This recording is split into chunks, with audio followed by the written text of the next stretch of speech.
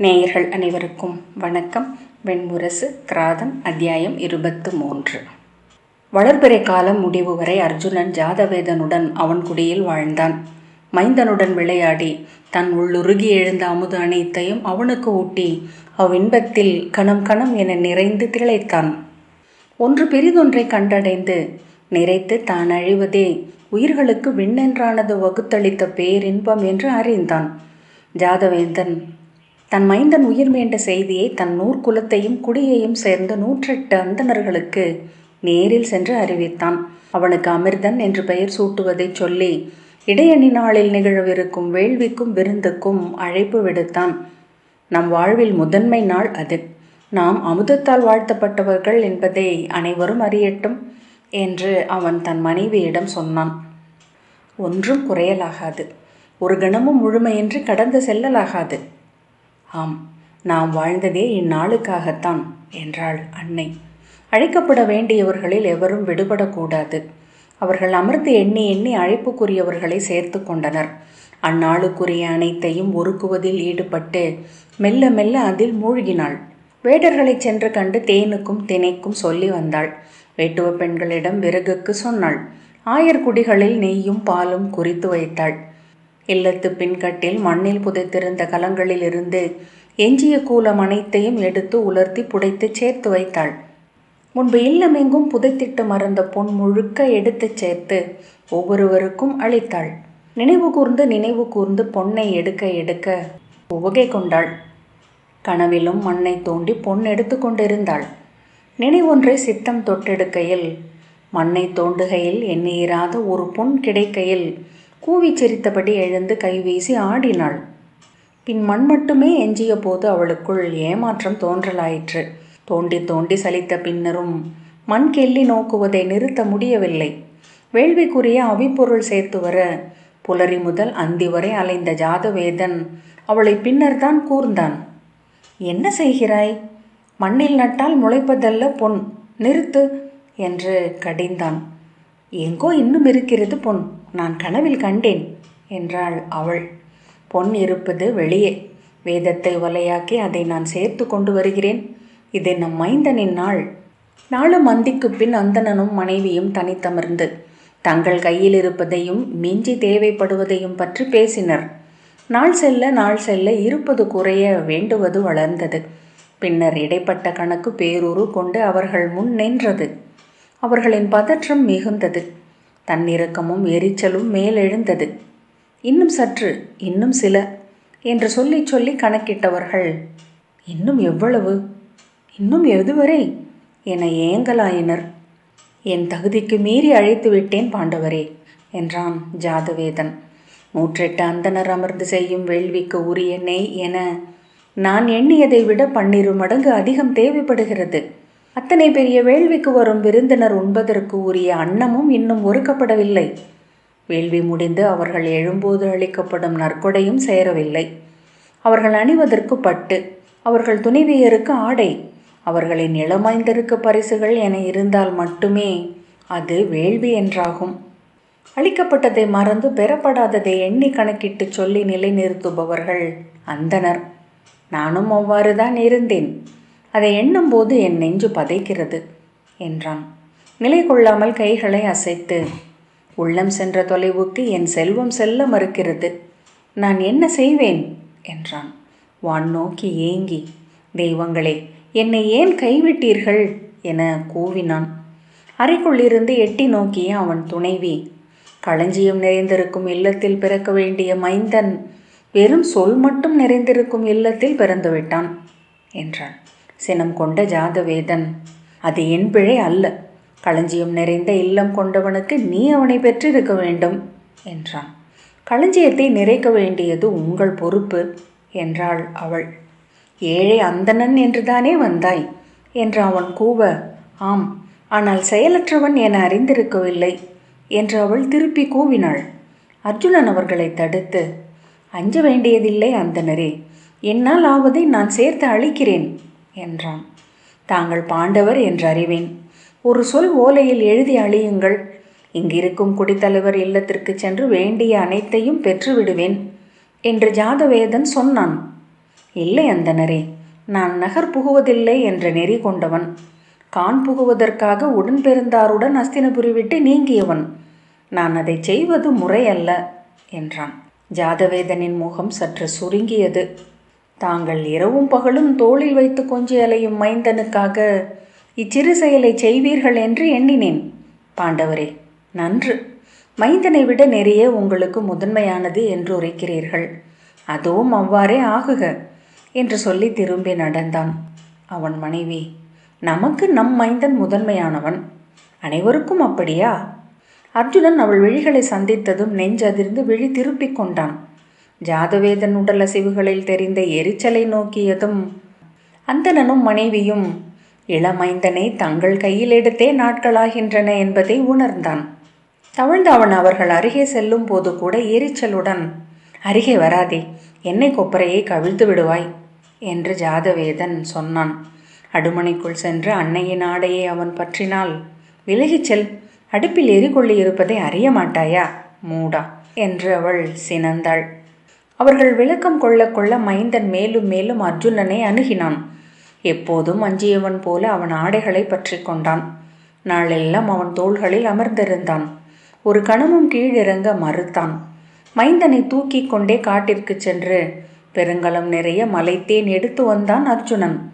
ஜாதவேதனிடம் அதை அளித்து, நறுமலைத்தேன் இது, ஊர் தலைவரிடம் கொண்டு சென்று உரிய விலை பெற்று வருக என்றான். ஜாதவேதன் விழிகளை விளக்கி, தேனுக்கு இப்போது மதிப்பொன்றுமில்லை பாண்டவரே. ஊர் தலைவர் இதை பொருட்டென எண்ணமாட்டார். ஊர் மன்றிலும் சந்தையிலும் 100 வேடர்கள் கலம் நிறைய தேனுடன் கொள்வாரின்றி அமர்ந்திருக்கிறார்கள். நானோ அந்தணன், வணிகம் செய்ய கற்றவனும் அல்ல என்றான். மலைப்பொருள் எதுவென்றாலும் கொண்டு வருகிறேன், வேள்வி சிறக்கட்டும் என்று அர்ஜுனன் சொன்னான். எனக்கு தேவை வேள்வி செல்வம். மலைப்பொருளை விற்று நான் நினைக்கும் பணத்தை ஈட்ட முடியாது என்றான் ஜாதவேதன். நீங்கள் அறிந்திருக்க வாய்ப்பில்லை. மலைப்பொருளுக்கு ஒரு இயல்பு உண்டு. மிகுதியாக கிடைக்கும் தோறும் அதன் விலை இறங்கிவிடும். அர்ஜுனன் சில கணங்கள் அவனை நோக்கி நின்ற பின் மைந்தனை தூக்கி கொண்டு விளையாடச் சென்றான்.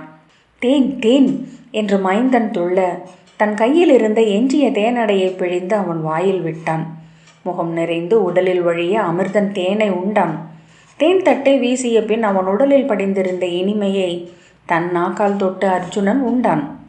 வேள்வி நாள் நெருங்கிக் கொண்டிருந்தது. அந்தணனும் மனைவியும் அர்ஜுனன் இருப்பதையும் மறந்தனர். அவனுக்கு உணவளிக்க நினைவு கொள்ளவில்லை. அவனோ உணவை எண்ணவும் இல்லை. காடுகளில் அலைந்து சந்தனமும் பலாசமும் கொண்டு வந்து சேர்த்தான். கஸ்தூரியும் புனுகும் சௌவாதும் கொண்டு வந்து வேள்விக்கு அளித்தான். அவை ஒரு பொருட்டல்ல என்னும் நோக்குடன் ஜாதவேதன் அவற்றை பெற்றுக்கொண்டான். மைந்தனை உடல் கழுவ கொண்டு செல்கையில் கொல்லைப்பக்கம் நீரோடை கரையில் அந்தணன் துணைவி தனித்திருந்து கண்ணீர் மல்க தனக்குள் பேசிக்கொள்வதைக் கண்ட அர்ஜுனன், அன்னையே, இன்னும் என்ன துயர்? மைந்தன் முழு நலத்துடன் இருக்கிறானே என்றான். அவள் சினத்துடன் திரும்பி, இருந்தென்ன பயன்? இவன் வளர்ந்து எப்போது எங்களுக்கு உணவளிக்கப் போகிறான்? அதுவரை இவ்வாறு உழைத்து தேய்ந்து மடிய வேண்டும் என்பது எங்கள் ஊழ். திகைத்த அர்ஜுனன் ஏதோ சொல் எடுப்பதற்குள் கழுவி கொண்டிருந்த கலன்களை கையில் எடுத்தபடி அவள் நிமிர்ந்து, வேதம் நன்குணர்ந்த அந்தணர்கள் அரசர்களுக்கு எரி செயல் ஓம்பி பொன் பெற்று வந்து மாளிகை கட்டுகிறார்கள். எனக்கு வாய்த்தவனோ ஊக்கமில்லா மூடன். இப்பிறப்பெல்லாம் சிறு குடிலில் கரிபடிந்த கலன்களை கழுவி புகையூதி கண் கலங்கி மிச்சில் உணவை உண்டு கந்தல் அணிந்து வாழ்ந்து மறைய வேண்டும் என்பது என் ஊழ் போலும். முற்பிறப்பில் செய்த பிழை இவ்வாறு வந்து சூழ்ந்திருக்கிறது. பிறகென்ன சொல்ல என்றாள். தங்கள் குறை என்ன அன்னையே என்று அர்ஜுனன் கேட்டான். பேசியபடியே அடுமனைக்குள் சென்ற அவள் உளவிசையுடன் ஆடையை சுழற்றி இடையில் செருகியபடி வெளியே வந்து, என் குறை இதுதான். 108 அந்தணர்களுக்கும் மைந்தர் இருக்கிறார்கள். அவர்களின் காதணி விழாவும் சொல்லணி விழாவும் நிகழ்ந்ததெவ்வாறு என்று அறிவேன். இங்கு நான் எண்ணி எண்ணி வைத்திருக்கிறேன் அரிசிமணிகளை. அவர்களின் பெண்டிர் இங்கு வந்தமரும் போது எதை சமைத்து பரிமாறுவேன் என்று தெரியவில்லை. அவர்களின் இதழ்களில் விரியும் கெடு நகைப்பை இப்போதே காண்கிறேன். ஒவ்வொரு முகத்திற்கு முன்னும் ஒரு முறை இறந்து எழப்போகிறேன். அதை காணாமல் இப்போதே செத்தழிய வேண்டும். அதுதான் என் விளைவு. போதுமா என்றாள். சீற்றத்துடன் திரும்பி அர்ஜுனன் கையிலிருந்து இறங்கி எச்சில் வழிய நகைத்தபடி தவழ்ந்து சென்று எழுந்து அவள் ஆடையை பற்றி இழுத்த மைந்தனின் முதுகில் ஓங்கி அறைந்து, இவன் மீண்டு வரவில்லை என்றால் இந்த துயர் இருந்திருக்காது, பிறக்கவில்லை என்றே இருந்திருப்பேன். எந்த தீக்கணத்தில் அதை விரும்பினேன்? ஏதோ கொடுந்தெய்வம் இந்த பொறியில் என்னை சிக்க வைத்தது. அடிபட்டு அமர்ந்து வாய் திறந்து கண்ணீர் உதிர கதறி அழுத மைந்தனை தூக்கி தன் தோளில் அமர்த்தி அர்ஜுனன் வெளியே சென்றான். அன்று முழுக்க நிலையற்றவனாக காடுகளில் அலைந்து கொண்டிருந்தான். அவனுள் எழுந்த வினாக்களை எதிர்கொள்ள அவனே அஞ்சினான். குழந்தையை கொஞ்சி கொஞ்சி அவற்றை அப்பால் துரத்தினான். மாலையில் திரும்பி அந்தணனின் இல்லத்திற்கு வந்தபோது அவன் முற்றம் முழுக்க கலங்கள் ததும்ப நெய்யும் தேனும் வந்து நிறைந்திருப்பதை கண்டான். மூட்டைகளில் அரிசியும் கோதுமையும் அடுக்கப்பட்டிருந்தன. அடுமனையாளர்கள் கொல்லைப்பக்கம் கொட்டகை கட்டி வெண்கல உருளிகளை உருட்டி அடுப்பிலேற்றி கொண்டிருந்தனர். பணியாட்கள் இல்லத்துக்கு முன் கட்டப்பட்ட பெரிய பந்தலில் தோரணங்களை அமைத்து கொண்டிருந்தனர். வைதீகர் அமர்ந்து வேள்வி களத்திற்கு வாஸ்து வரைய கோடுகளை வரைந்து கொண்டிருந்தார். அவன் வருவதை கண்டதும் வைதிகர் மதிப்புடன் எழுந்து நின்றனர். வீரர்கள் உரத்த குரலில், இளைய பாண்டவர் வாழ்க, அஸ்தினபுரியின் இறைவர் வாழ்க என்று குரல்கள் எழுப்பினர். திகைத்து நின்ற அர்ஜுனன் திரும்பி ஜாதவேதனை நோக்க, அவன் அஞ்சாது அவன் கண்களை நோக்கி, ஆம், நான் சென்று ஊர் தலைவரிடம் சொன்னேன். சான்றுக்கு தாங்கள் அணிந்து கழற்றி வைத்த கணையாழி ஒன்றையும் கொண்டு சென்று காட்டினேன்.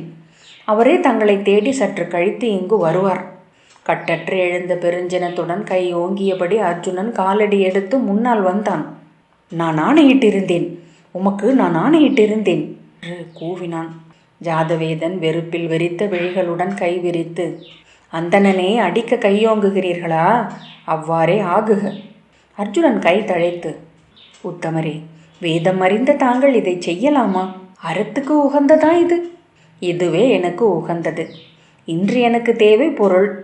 என் மைந்தனை குடியவை முன் தகுந்த முறையில் நிறுத்த அதுவன்று வழியில்லை. அதன் பொருட்டே இதை செய்தேன். எனக்கு இதில் பிழையென ஏதுமில்லை என்றான் ஜாதவேதன். மைந்தனை மீட்க விழைகையில் பொருளை நீர் எண்ணவில்லை என்றான் அர்ஜுனன். ஜாதவேதன் உரக்க, ஆம், மைந்தன் உயிர் பெரிதே எனக்கு. ஆனால் அவன் நோய் என்று உயிர் கொண்டு நிற்கும் போது அவனை விட பெரிது பொருள்தான். இதில் என்ன ஐயம்? திகைத்து அங்கு நின்ற அனைவரையும் நோக்கி சொல்லெடுக்க பல முறை வாயசைத்த பின் திரும்பி நடந்தான். அவன் பின்னால் வந்த ஜாதவேதன், இளைய பாண்டவரே, தங்களை வருத்துவதற்காக இதை நான் சொல்லவில்லை. என் நூலிலும் நோக்குக. எந்த அறிஞனிடம் வேண்டுமானாலும் உசாவுக. தென் திசை தலைவனே உயிருக்கு முதல்வன். ஆனால் வாழ்வுக்கு முதல்வன் குபேரனே. அவனை விட ஒருபடி மேலானவன் வடதிசை ஆள்பவனே என்றான். ஒரு முதிய வைதீகர் தொலைவில் நின்றபடி, உலகியலோருக்கு உகந்தவன் செல்வத்துக்கு இறைவனே. காலனை வழுத்துபவர்கள் இருக்கிறார்கள். குபேரன் அருளியவர்களே மெய்யாக வாழ்கிறார்கள். அர்ஜுனன் திரும்பி நோக்க வைதீகர் தலைவர், ஆம் இளைய பாண்டவரே, இப்புவியில் நோயும் இறப்பும் அணுகும் போது மட்டுமே அறத்திற்கிறைவன் எண்ணப்படுகிறான். அல்லும் பகலும் வாழ்த்தப்படுபவன் வடதிசை அண்ணலே என்றான். தலையசைத்து நன்று என்ற பின் அர்ஜுனன் திரும்பி நடந்தான். ஊழித் தொடக்கத்தில் விளையாடும் இளமைந்தன் போல தன் சுட்டு விரலை காற்றில் அசைத்தசைத்து 12,000 கோடி பெருமலை தொடர்களை படைத்த பின் பிரம்மன் அவ்விரலை கட்டை விரலால் தொட்டு மெல்லச் சுண்டிய போது மிகச் சிறிய விதை ஒன்று பறந்து விழுந்தது. அதை சுட்டு விரலால் தொட்டெடுத்து இடக்கை உள்ளங்கையில் வைத்து முகம் முன்னால் தூக்கி நோக்கி புன்னகைத்தார். விழி விலக்கி தன் முன் திசைகளை பரப்பி எழுந்தெழுந்து அமைந்து சென்ற மலை அலைகளை பார்த்தபடி அவ்விதையிடம், உன் பெயர் திருணபிந்து, நீயும் இம்மலைகளுக்கு நிகரென ஆகுக என்றார். அது மெல்ல ஊதி கீழே விரிந்து கிடந்த மண் பரப்பில் விழச் செய்தார். மண் தொட்ட அவ்விதை கை கூப்பி முனிவரென எழுந்தது. திருணபிந்து மண்ணில் புதைந்து உயிர் பெருக்கி எழுந்தது. மண்ணை உண்டு உருப்பெருக்கி பரவி 12,000 கோடி மலைகளையும் முழுக்க மூடியது. புவி எங்கும் ஒரு கணமும் ஓயாது நிகழ்ந்து கொண்டிருந்தது அவரது வேள்வி. பெருந்தழல் எழுந்து அவி கொண்டது. பசுமை விளைந்து அவியாகியது. தன் அவியிலிருந்து அவர் ஈன்றெடுத்த மகள் ஹவிர்பு எனப்பட்டாள்.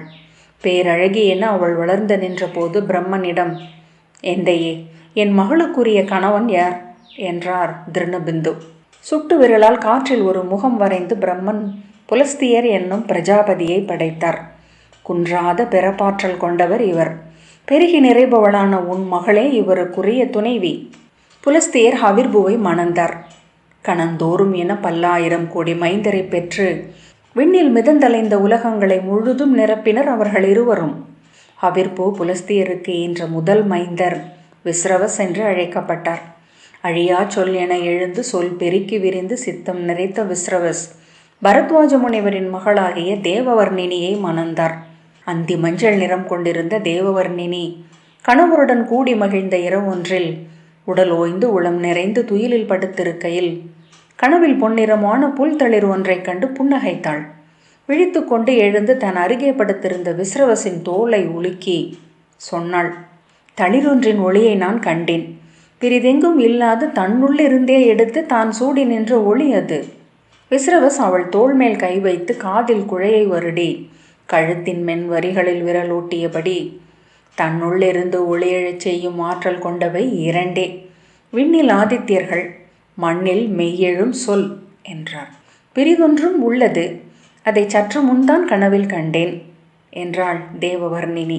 அவ்வண்ணம் ஒன்று இப்புவியில் இல்லை, அதில் எனக்கு ஐயமே இல்லை என்றார் விஸ்ரவஸ். அது உன் விழைவு மட்டுமே, துயில்க என்று அவள் தலையை வருடி முத்தமிட்டார். இல்லை, நான் அறிவேன், அது கனவு மட்டும் அல்ல என்றாள். மலர் விரிவதற்கு முந்தைய மனமெழலே கனவு, இனிய ஒன்று நிகழவிருக்கிறது. அவர் புன்னகையுடன் அவள் கன்னத்தை வருடி, நான் என்ன செய்ய வேண்டும் சொல் என்றார். தங்கள் மூதாதையாகிய படைத்தோனை அழைத்து கேளுங்கள், என்று நான் கனவில் கண்டதென்ன என்று என்றாள் அவள். சற்றே சினம் கொண்ட போதிலும் அவர் எழுந்த அறையில் இருந்த அகல் அருகே சென்று அழியா சொல்லை ஆகுதியாக்கி அதை வேள்வித்தியாக மாற்றினார். எந்தையே சொல்க, ஆதித்யர்களுக்கும் வேத பொருள் சுமந்த சொற்களுக்கும் அப்பால் தன்னொளி கொண்ட பிரிதேது உள்ளது இப்புவியில். புன்னகைத்து பிரம்மன் சொன்னார், உயிர். விஸ்ரவஸ் வியப்புடன், உயிர் ஒளிர்வதை நான் கண்டதில்லை என்றார். ஒளிரும் என்றார் பிரம்மன். இளந்தளிரில் உயிரின் ஒளி வெளிப்படுகிறது. தளிர் முதிரும் போது மூவகை வினைகளும் வந்து அதை சூழ்கின்றன. பின்பு அது தன்னை மூடி நிற்பதையே தானென காட்டுகிறது. ஏதோ ஒரு தருணத்தில் சில நொடிகளில் மட்டுமே உயிரின் ஒளி வெளிப்படுகிறது. காதலின் கனிவில், தாய்மையின் நெகிழ்வில், ஊழகத்தின் முழுமையில், பெரும் கருணையில், பேரறத்தில் என்று பிரம்மன் சொன்னார். அவள் தன் கனவில் கண்டது அது. ஒரு புல்லிதழின் மென்தளிர், தளிரெல்லாம் பொன்னே. காலையில் எழுவது விண்ணுலாவியான ஆதித்யனின் செந்தளிர். மாலையில் பழுத்து மீண்டும் அத்தளிரென்றாகி அவன் மறைவதே வாழ்வின் நெறி. குல மூதாதையாகிய திருணபிந்துவையே அவள் கண்டாள். அவள் வாழ்க. பிரம்மன் மறைந்ததும் விஸ்ரவஸ் திகைப்புடன், உன்னில் எழுந்தது உயிரின் ஒளி, புவியின் முதல் தளிர் அது என்றார். அவள் அவரை அணைத்து, எனக்கு அவ்வொளி கொண்ட மைந்தன் ஒருவனை தருக என்றாள். அவர் சொல்லி சென்றதை நீயும் கேட்டாயல்லவா? அது தளிரின் ஒளி. தளிர் என்பது நோக்கி இருக்கவே முதிர்ந்து இலையாவது, விழியறியாது நிறம் மாறும் இளங்கதிர் போன்றது என்றார் விஸ்ரவஸ். வளராத தளிர் ஒன்றை எனக்கு அருள்க என்றாள். வளராது இருக்கையில் அது தளிரே அல்ல என்றார் விஸ்ரவஸ். உயிர்கள் அனைத்தும் மாறுபவை, மாறுதலுக்கு பெயரே உயிர். அவள் இளமைக்குரிய வீம்புடன், நான் அறியேன், எனக்கு குன்றா தளிரொளி கொண்ட மைந்தன் தேவை. பிறிதொரு குழுவியை நான் ஏற்க மாட்டேன். வளரா மைந்தனா, அறிவில்லையா உனக்கு என்று அவர் சினக்க அழுதபடி அவள் எழுந்து சென்றாள். அவர் உளம் பொறுக்காது அவள் பின்னால் சென்று, நீ பேசுவதென்ன என்று அறிவாயா? தளிரொளி கொண்டு கால முடிவு வரை மாறாதிருப்பது இயல்வதாகுமா? நான் அறியேன். என் கனவில் வந்ததனாலேயே அது ஒன்றை தவிர பிறிதெதையும் நான் ஏற்கக்கூடாது என்பதே என் உள்ளம் கொள்ளும் கூற்று. ஒரு விழிவு எழுவதென்பது தற்செயல் அல்ல, அது எழ வேண்டுமென்று எங்கோ ஒன்று எண்ணுகிறது. இவ்விழிவு எழுந்தமையாலேயே இது நிகழ்ந்தாக வேண்டும். இது நிகழ இயலாது. சிறுமி என்ன பேசாதே என்றார் விஸ்ரவஸ். இல்லையேல் எனக்கு மைந்தனே தேவையில்லை என்றாள் அவள். கடும் சினம் கொண்டு பின் அவள் மேல் கொண்ட பேரன்பினால் மெல்ல கனிந்து துயர்மிக்கவரானார் விஸ்ரவஸ். செய்வதென்ன என்று அறியாமல் நிலை குலைந்து இருந்த பின் தெளிந்து தன் தந்தையாகிய புலஸ்தியரிடம் சென்றார். அவர் தவச்சாலைக்குள் சென்று தாழ்பணிந்து முகமுன் உரைத்த பின் கேட்டார், தந்தையே, அழியா தளிர் ஒன்று விழைகிறாள் என் துணைவி, நான் என்ன செய்வேன்? புன்னகைத்து, அது பெண்களின் பேதமை. ஆனால் பிள்ளையும் பெண்களும் கொள்ளும் பேதமைக்கு பின் இருப்பது சொல் தொட்டு அறிய முடியா நுண்மை ஒன்று, அதை பேணுக என்றார் புலஸ்திய முனிவர். அறிக மைந்தா, புவியில் என்றும் அழியாதிருக்கும் பொருட்களே உலோகம் எனப்படுகின்றன. அழியும் அழகுகளை அழியாது நிறுத்துவதற்கென்றே பிரம்மனால் படைக்கப்பட்டவை அவை. நீரின் ஒளியை இரும்பில் நிறுத்தலாம், அனலை செம்பின் சிவப்பில், வெயில் ஒளியை வெள்ளியில், புவியெங்கும் எழுந்து மறையும் புதுத்தளிரின் ஒளியை வைப்பதற்கு என்றே ஓர் உலோகம் மண்ணில் உள்ளது. அதன் பெயர் பொன். அதுவாகுக உன் மைந்தனின் உடல் என்றார். ஆலிலையின் தளிர், மூங்கில் குருத்து, கொன்றை மலர், வேம்பின் முளை என வண்ணங்களை கலந்து எடுத்த வண்ணத்தில் மண்ணிலிருந்து பொன்னை எடுத்தார் விஸ்ரவஸ். இப்பொன்னிறத்தில் எனக்கு ஒரு மைந்தனை தருக என்று அகிலம் படைத்த முதல்வனை எண்ணி வேண்டினார். பொன்னுருகிச் சொட்டியது அவர் மனைவியின் வயிற்றுக்குள். பொன் பெருகி வளர்ந்தது. அவ்வொளி கொண்டு அவள் உடல் அனல் சூடி அகல் விளக்கு போல் மிளிரத் தொடங்கியது. கருவுற்றிருந்த அவளை காண வந்த நாரதர் சொன்னார், இறைவி, உன்னில் எழுந்திருப்பவன் ஒரு தேவன், பொன்னுரு கொண்டவன். பொன்னே உலோகங்களில் முதன்மையானது. பொன்னில் எழுவது உலோகங்களின் கொழுந்து பருவம். குன்றா இளமை கொண்டவனாக இருப்பான் உன் மைந்தன். இப்புவியில் இனி வரும் பொருள் அனைத்தும் பொன்னாலேயே மதிப்பிடப்படும். பொருள்கள் அனைத்திற்கும் மதிப்பு சொல்லும் பொருள் என்று அதுவே அமைந்திருக்கும். அப்பொருளின் தலைவனாக அவன் என்றும் இருப்பான். அவ்வாறு பிறந்தெழுந்தான் குபேரன். என்றும் மாறாத குழந்தை உடல் கொண்டிருந்தான். குறுகிய கை கால்களும் கொழுவிய முகமும் தொந்தியும் கொண்ட பொன் மைந்தனை அள்ளி நெஞ்சோடு அணைத்து தேவவர்ணினி விழிநீர் உகுத்தாள். கிராதம் 23வது அத்தியாயம் இத்துடன் நிறைவு பெற்றது. நன்றி.